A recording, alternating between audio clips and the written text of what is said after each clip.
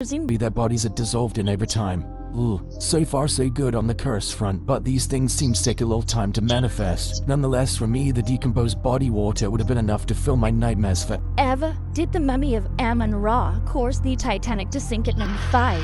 A mysterious mummy thought to belong to the princess of Amun-Ra was stuck up in a vault in Luxor in the late 1800s, or said story goes. Four Englishmen were said to have drawn lots to buy the mummy in the 1890s, with one paying several £1,000s sterling to take the mummy. It seems that this man walked out into the desert later that day and never returned.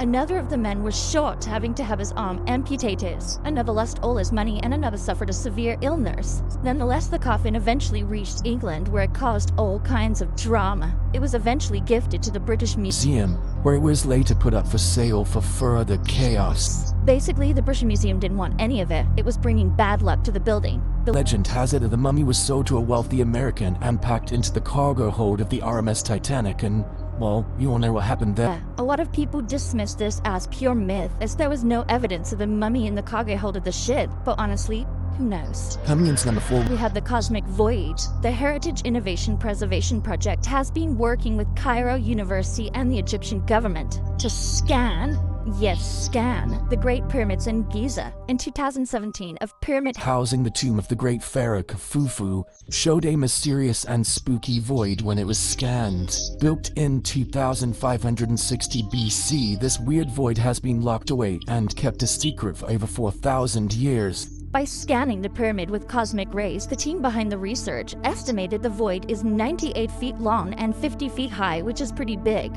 What even is this void? Is it a black hole? Is it a curse? Seems to be just kind of nothingness, which in itself is pretty creepy to me. Some archaeologists are calling an intentional design element, but what is it? It seems this void is completely sealed off from any known passageways inside the pyramid. There's no way to get at it, so how was it even built? So far, the scan pyramid team haven't ventured into the void yet, which honestly, I think is for the best. Who knows what kind of plague could be unearthed? Coming into number 3, we have the Catacombs Curse at Shuna Gebel, home to the team at Petasiris and Isadora. The Tuna El Gebel Acropolis was excavated by archaeologist Sami Gabra in the 1940s. Those who worked on the excavations in the area reported spells of dizziness, headaches, shortnesses of breath, and even in some cases seizures. At the time, the team thought that they had angered the ibis-headed god Thoth by disturbing the ancient curse. In reality, it was discovered that the tomb contained a lot of noxious gas, which probably explains the sickness. Either way, some would say they probably should have left the tomb well alone. Coming at number 2, we have the 2 cursed mummies of Alexandria. In 1699, it was claimed by author Louis Pencher that a Polish man had purchased 2 mummies excavated from tombs in Alexandria. It seems the man wanted to study them for medicinal purposes, which actually was very common back in that era. Often people would resort to rubbing graves so they could have bodies to study. Anyway, the mummies were taken on board a ship from Egypt to Poland on a voyage across the Mediterranean Sea. Unfortunately, removing the mummies from that tomb was a terrible idea. The man and his crew started to have violent and horrific nightmares, saying they were haunted by 2 ghosts. They soon realized the ghosts haunting them were the spirits of the mummies.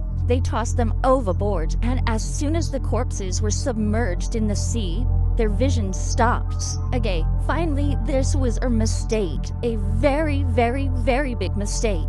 On February the 16th, 1923, the lost chamber of King Tutankhamun's tomb was opened, and a whole can of cursed worms came out. This is all coming in to number 1. King Tut died when he was just a teenager in around 1400 BC. Fast forward 2,500 years, and archaeologist Howard Carter entered a sealed burial chamber and began the rumors of the Egyptian curse. The tomb was excavated and entered between November 1922 and February 1923. The tomb was, like almost all Egyptian tombs, inscribed with a curse, and this one seemed particularly potent. On the day Carter entered the tomb, a cobra got into his pet canary's cage with the bird dead in its mouth. Now, the cobra is the symbol of the Egyptian monarchy, and the symbolism wasn't lost on locals who began to panic.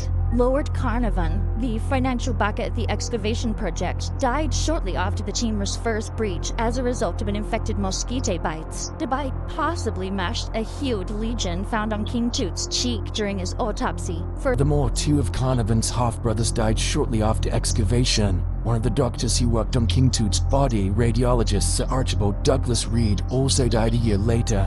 as did 2 other members of the excavation team, all within a few years of the tomb's opening. Could go off the list at number 10. EA6736. Ancient Egyptians worshipped lots of animals. At what point or another you've heard about how cats were highly respected back then, but they also worshipped other animals as well. It's not just cats, okay? So if you're sitting there looking at Mr. Freckles or whatever, don't give him too much praise, okay? There's other worshipped animals to talk about, like baboons. Believe it or not, baboons, they were pretty important pieces to this ancient puzzle. Egyptians had tattoos of baboons, but the most famous piece of history that we have preserved is in the collections of the British Museum in London. There's a mummy on display, and it looks a little different than the rest. EA6736 was recovered from the Temple of Khans in Luxor, Egypt. This little man here dates back to the New Kingdom period, so anywhere around 1550 BC to 10 BC. So yeah, he's a little old. He looks great for his age though. I mean really. Baboons would appear all over art and religion in ancient Egypt. One of my favorite facts ever has to be that in ancient Egypt, pharaohs would train baboons to make arrests. Yeah, imagine stealing a pair for your family and then 4 baboons start chasing you doing parkour, jumping over houses. It's crazy. Baboons are so smart. No wonder they worship them, honestly. Number 9. Enkhsenamun. This queen was ruling during the 18th dynasty of Egypt. The pharaoh Akhenaton, this was his daughter. She followed in her father's footsteps and was a great ruler, but she was also the wife and half-brother of one King Tut. Her and King Tut had the same father, but their mothers were different. After King Tut's death, however, it's believed this queen may have married the pharaoh shortly after, and perhaps she's buried near him currently in the Valley of the Monkeys. That's why we can't find her. Back in 2010, DNA testing was being done at tomb KB21, where 2 18th dynasty queens were recovered from that tomb in the Valley of the Kings, but not enough data was found from the mummies, but they do know the DNAs for the 18th dynasty royal bloodline, so getting closer. In another tomb though, KB63, numerous coffins were found. One had an imprint of a woman on it, along with jewelry, women's clothing, but the biggest clue really was pottery fragments. Of course, we've all played Assassin's Creed. The truth is in the scenery, my friends. The name Patan was on these pottery fragments, and the only person to ever use this name was the lost queen of Enkhsenamun. So we're getting close, but let's maybe, stop destroying other graves in the process. Let's try and find a nicer way to do it. Let's keep her the secret, maybe. Number 8, King Ramses VIII. Number 8, the 8th. You know what I'm doing. The last son of Ramses III, King Ramses VIII. He's the 7th pharaoh of the 20th dynasty, King Ramses VIII. Okay, history is confusing with these numbers sometimes. I tell ya, I had to proofread that sentence a few times when scripting this one up. This lost king had the throne for a very short amount of time, and historians are trying to understand why. He was the only pharaoh of the 20th dynasty whose tomb is still out there, somewhere in the Valley of the Kings, just waiting. The thing is, with his ruling being so short, the theory out there is that the tomb of KB19 that belonged to the son of Ramses IX, many believe this tomb was originally built for Ramses VIII, but once he became king, everybody was like, maybe not this guy, Yeah, you're not that guy, pal. Apparently you're not that guy. Apparently you weren't that guy. There's a confirmed tomb that was never used for Ramses VIII as well, tomb QV43 in the Valley of the Queens, made for him, but never used. Poor souls who had to build these, my gosh. Number 7, Luxor tomb. We've been saying 2,500 years ago a lot, and don't get me wrong, that's an awful long time ago with all this ancient history, but in 2014, archaeologists discovered a 4,000-year-old tomb from the 11th dynasty. Yeah, it was tucked away in Luxor, Egypt all this time. Spanish archaeologists found a tomb belonging to a leader from the 11th dynasty. It's pretty obvious this was somebody from the royal family or somebody who was a high-ranking official, because at the time, Luxor was the capital city of ancient Egypt. Officials believe this tomb could have been used as a mass grave due to the, large amount of human remains found inside. That's a pretty jarring clue. It's important to note that this tomb had also been used during the 17th dynasty because tools and utensils from later on in that time were also found in this tomb. We're gonna find a spork in 5,000 years and be like, yes, ancient tools for Gogurt. Number 6, the animal tombs. This tomb was found, as you may have guessed, in the Valley of the Kings, like all the great ones here. But this one doesn't sound like the rest. For starters, it's a number rather than a name. What in the Elon Musk is happening here? Whose name was a number? What? Tomb KV50 and KV51, and this one as well, all form a group referred to as the animal tombs. Underneath, 6 feet of debris at the entrance to these tombs were found. So when we enter a tomb normally that's been untouched, ideally for thousands of years, we can find anything. In fact, whatever they do find, it's a win, I guess. It helps complete this age-long puzzle. So when officials opened KV52 and it was completely empty, that doesn't feel too nice. That's not very warming. It was empty except for 2 boxes, both black and undecorated. The larger of the 2 contained the remains of a monkey, and the smaller one was a chest and it had 4 compartments. Yeah, hauntingly bare compared to what else we have on this list coming up. Number 5,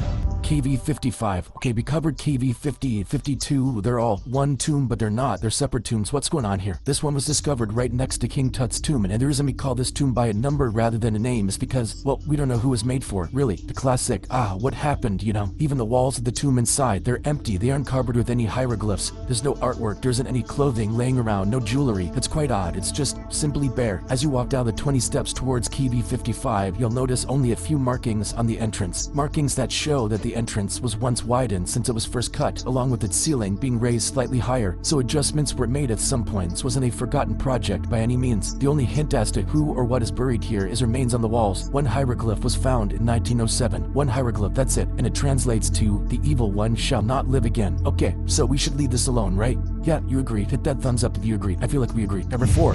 Ankh-Mahor Curse. The walls of some of these tombs have warnings from the gods. One warning trespassers that the gods will wring their neck like that of a goose. That's a pretty good warning. I don't know, if I walked into somebody's property now and it said trespassers' necks will be wrung out like a goose, I'd turn around. You got me. You don't need a beware of dog sign. We're all set with that. You don't need to be an ancient god to get that message across. Just don't break into people's stuff. Don't steal stuff. Inside the found tomb of Ankh-Mahor, a pharaoh official from 4,000 years ago, a curse was written on the walls. It was buried in mastaba. It was an above-ground massive tomb, and this warning was the first thing you saw. "Might do against this, my tomb, the same shall be done to your property." It also warns of Ankh-Mahor's knowledge of secret spells and magic, and it threatens to fill impure intruders with a fear of seeing ghosts. Again, there's that or beware of dog.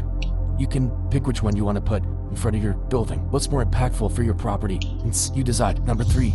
2020 tombs. 2020, okay, what most of the world was stuck inside watching documentaries. More than 100 sealed coffins were found. And yes, this time they were occupied. Gross. That, of course, in Saqqara, Egypt. Egyptian archaeologists have never been more excited, which is a weird thing to say after what I just said. Maybe we'll find the body of Cleopatra. Wouldn't that just be dandy, I guess? The fact that we found over 100 of these still in great shape is mind-blowing. It's actually pretty awesome. Grave robbers have been around since ancient Egyptian days, and for all these to be untouched for this long, that's good. This is great. I'm glad we found it instead of, pirates. The findings date back to 712 BC, which was a period where Egypt was controlled by foreign civilizations, like Persians or Greeks. The idea that we're finding mummies is great and all, but again, do we really need to open them up? Do we need to find Alexander the Great this badly? Like, what is he? It's gonna be bones. It's gonna be goop. Like, we're willing to disrespect this many souls in the process. It's kind of ironic. I don't know. Number 2, Block Tomb. We found a mysterious black granite tomb in Alexandria back in 2018. I remember this trending because I made several Brendan Fraser jokes on Twitter. Yeah, a lot of mummy talk happening that weekend. Things got real when the cousin of antiquities minister opened it up. Yeah, we just opened up a mysterious black granite tomb just because we're curious cats. But archaeologists found this massive untouched tomb, untouched for over 2,000 years, might I add. On one hand, that's a feat in itself. Historical, great. Discovery, awesome. But us humans, we have to just open it up and take a peek and just smell whatever's inside. Let's just do that, I guess. Maybe it's Alexander the Great, who knows? Egyptian news outlet El Batan reported that the tomb was lifted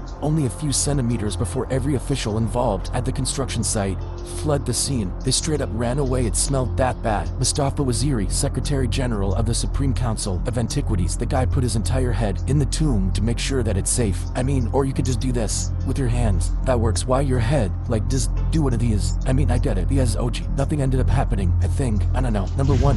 King Tut. One of the greatest mysteries is, of course, the history of the young King Tut. Really young. Younger than you may think. The young boy became pharaoh at age 9 in 1332 BC. During his time ruling, the young king had to face a country in conflict. It wasn't exactly a chill time. At this point, Egypt and Nubia were going head-to-head over land, and not even 10 years into ruling, the young pharaoh died at age 18. It wasn't until 1922 until he was seen again. Howard Carter discovered the tomb of the lost king, appropriately, as you would have guessed, in the Valley of the Kings. This is where we could have been more careful, historically. But King Tut was discovered. They tried to move his body out of the oil that was coating the coffin after this long. But in doing so, they damaged him. They were too rough. They were too excited with this, old-ass dude. So now it's next to impossible to tell what really took his life at such an early age. Yeah, we kinda blew it. We have some ideas though, it's not entirely hopeless. It's believed that King Tut had a broken leg after some 3D scans were done. It appears the king may have not been in the best shape prior. He may have fallen off a chariot and then simply just cracked his leg, and that's how he died. So if Tut passed at an early age out of nowhere, who was that tomb he was buried in really meant for? Some suggest the tomb was built for the lost queen, Queen Nefertiti, but again, still trying to figure this one out because we haven't found her yet. The former antiquities minister doesn't believe this at all. He strongly stands by his belief that the lost queen was one of the female mummies found in the Valley of the Kings. Tut passed away at 19, so many believe his own burial chamber wasn't even done being built yet, so they just threw him in hers. How rude is that? History is pretty rude. I don't know. If I can sum up history, I'd say it's rude. Yeah, that's a fair word. We still haven't found found her final resting place, but with the aid of technology and 3D scans, I have a feeling we're getting pretty close. Starting off in our number 10 spot, we have fire mummies. This discovery isn't necessarily one that came from a tomb, but it is from an ancient burial site, and it's